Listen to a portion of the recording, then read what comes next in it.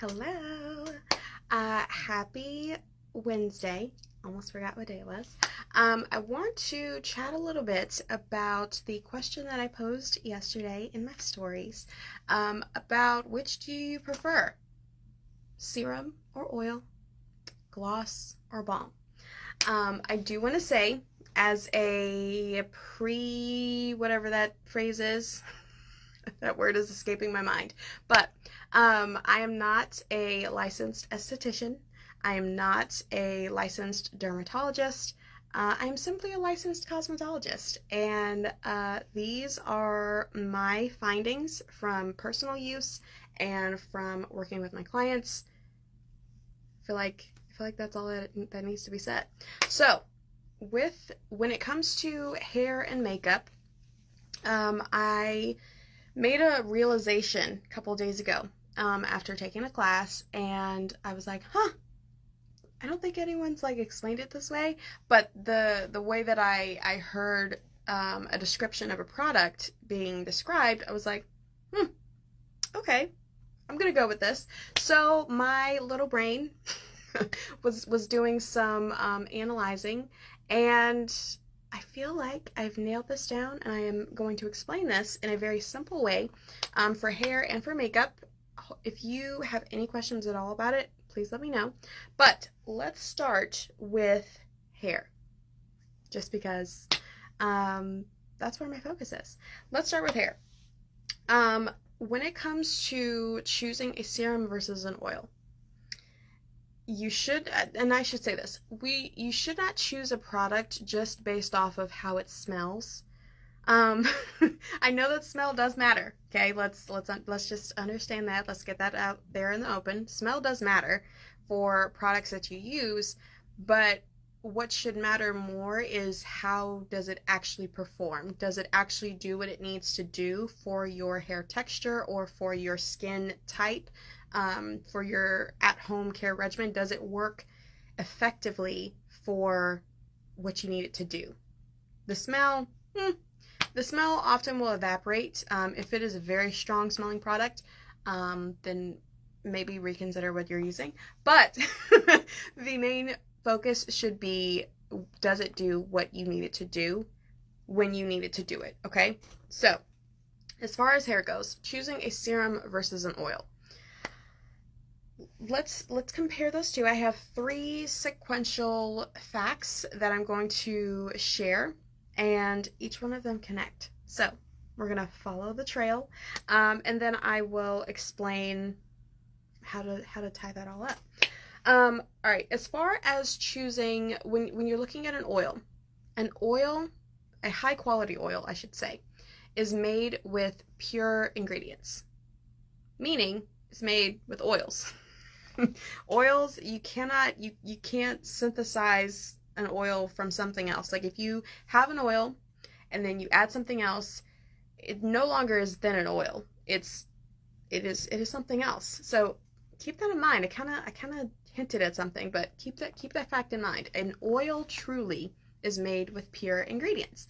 On the flip side of that, a serum often is made with what I'm gonna call them thickener ingredients. I don't typically like to use the word filler. I'm going to use this again when I'm referencing gloss. I'm gonna use the term thickener ingredients or thickening agents. I couldn't think of any other term to describe it as, but I don't want to use the word filler because filler nowadays kind of has not its best not the best reputation, I should say, so we're not going to use that word. A serum often is made with a base of a lot of thickener ingredients. Sometimes an oil is added in. Sometimes it's added in for more slip. Sometimes it's added in for more shine. But often an oil is not the it's not the majority of the ingredients in the serum. Often, not always, but for a high quality serum, it's not. Most of the time it's thickening agents, that at least from what I've noticed. So we're going to connect these. Since we said that an oil is made of pure ingredients, it allows, a pure ingredient is going to be absorbed much more quickly into your hair, into your scalp, quicker than if it was a serum. And that's kind of how these two are opposites. A serum, just because of the nature of how it's made, often, if there is some oil in there, it might be absorbed a little bit, but often a serum is going to sit on top of your scalp and sit on top of your hair, just kind of sealing in whatever is underneath. The oil, this is kind of referencing a phrase that I've heard, and I've actually personally used it before. Not that it's right, but I have heard it in the past. The phrase that oil is not moisturizing, or that oil is only a sealant. So that's kind of not true. Kind of is, kind of isn't, depending on the oil that you're using. If it is a lightweight oil, meaning if it has a small molecular structure, it actually can behave as a moisturizer. It can. And that's just simply because the molecules are small enough to be absorbed into your scalp and in your cuticle.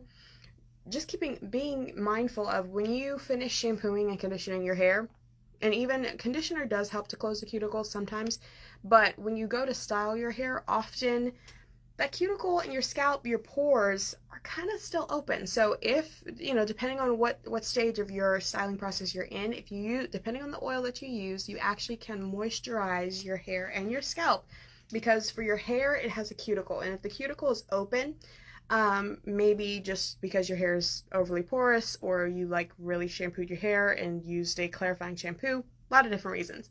But if your hair cuticle is still open, you can actually use an oil and moisturize your hair before you go in with another product to fully close the cuticle. Versus with a serum, often a serum sometimes you can use a serum on damp hair when you are blow drying it in. But often a serum is best, you're going to get its best results when you use it on dry hair, because you are sealing in what you've already moisturized your hair with. Your hair is dry, it's nice and good, you just want to make sure that it stays that way until you clean it again. And that's where you would reach for a serum.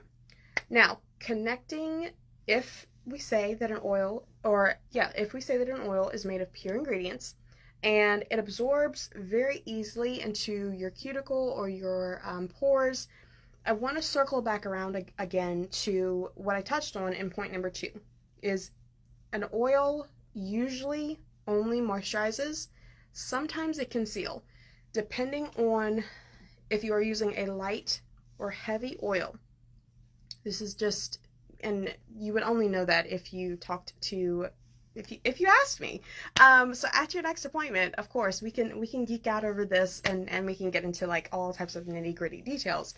But depending on the oil that you use, you can either get one that is going to moisturize your hair and your scalp, or you can get one that can behave as a sealant, and you would, if in that case, you wouldn't need a serum, because the oil that you're using is going to seal what you need it to seal. Versus on the opposite, if you are reaching for a serum, the serum is going to behave truly as a sealant. Like I had touched on in point number 2, it may absorb into your skin. It may. When you are blow drying a serum in, often all of those thickener agents are being burned off into the air, and the moisturizing agents is going to be left behind, and it's moisturizing your hair. But often it's not moisturizing, it's just sealing in. So again, it's used best on dry hair because it's going to seal in, especially on those ends. The ends, if you have not had a haircut in a while, it's going to seal in those ends. Now, why are those facts important? I'm gonna make you wait. We're gonna flip the script. Actually, really quick, I am going to give you a quick little, it's just going to be a quick side-by-side. So I don't have my I have my serum, but because I didn't have an oil to actually pair with it, I was like, we're going to use something else. So this is, I'm trying to see, yeah. All right, you can see on the side here. So this is actually vegetable glycerin. But this is going to mimic what a serum actually is. So if you turn this to the side, just like that. You see how almost it's liquidy, but it's not as liquidy as water, okay? If you take this is actually almond oil. You can see this here on the side. If I turn this is so much more liquidy, but again, it's not like water. A serum and an oil, they both have different purposes, and they're going to behave differently. Make sure you are choosing one based on what you need it to do. Keep that in mind. Now, why are these facts important? We're gonna wait. We're gonna switch to makeup now. When it comes to a balm, so notice I didn't say lip balm or lip gloss when I asked the question. I just said gloss or balm. Because, you know, I was thinking of like a paint analogy, and I really feel like that was not like glossy paint, but I was like, there's no balm paint. So that was not a good analogy, so that's why I didn't use that. But I left it up to the imagination for gloss versus balm. But when you are choosing a balm, again, it is often made of pure ingredients. Now, not always a high quality lip balm sometimes is not always only made of oils. There are some other different moisturizing agents that can be used. I'm not going to name any others because I don't want to say something that's not truly correct, but most of the time, the majority of balms that I have seen are made with a base of oil, which kind of ties in full circle. You see how this is coming together? So, a balm is often made of pure ingredients. On the flip side of that, a gloss is not. A gloss, again, is made with thickening agents, and it has a purpose of not necessarily seeping and absorbing into your lip surface. Since a balm is made of pure ingredients, it absorbs into your lip skin much faster. Whenever we are saying it's now fall, it's going to be winter really soon, we're all probably sitting around licking our lips because it's like so cold outside. Stop licking your lips. You need to reach for a lip balm. Okay? A lip balm and or a gloss.